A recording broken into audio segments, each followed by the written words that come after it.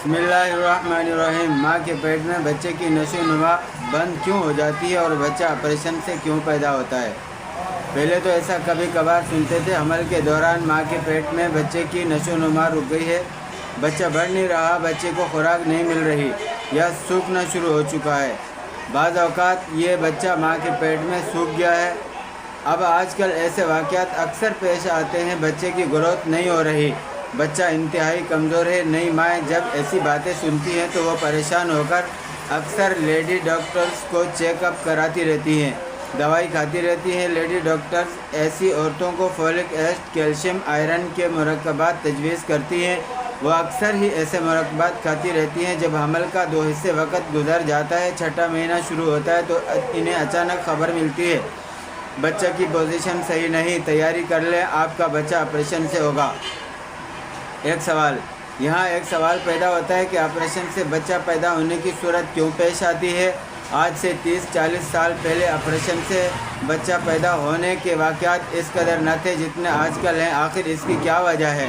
یاد رکھیں کہ حمل عضلاتی اعصابی تحریک میں ہوتا ہے، اسی تحریک کے اعتدال میں محفوظ رہتا ہے۔ اگر خدا نخواستہ یہی عضلاتی تحریک شدت اختیار کر جائے تو یہی حمل کو محفوظ کرنے والی تحریک حمل کو ختم بھی کر دیتی ہے۔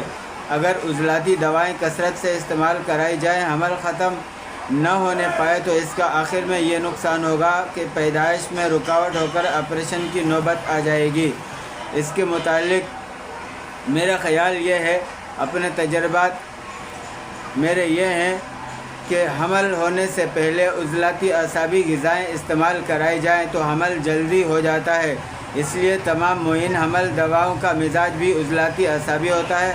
اگر کسی عورت کا حمل بار بار ختم ہو جاتا ہو تو اسے محفوظ رکھنے کے لیے بھی عضلاتی اعصابی مقویات ہلکی طاقت والی دوائیں استعمال کرائی جائیں تو ختم ہونے سے محفوظ ہو جاتا ہے۔ لیکن اس میں احتیاط یہ کرنی ہوتی ہے کہ تمام عضلاتی اعصابی دوائیں ہلکی پھلکی ہوں، تیز ترین نہ ہو، ورنہ خشکی کی زیادتی سے خون جاری ہونے کا خطرہ ہو جائے گا۔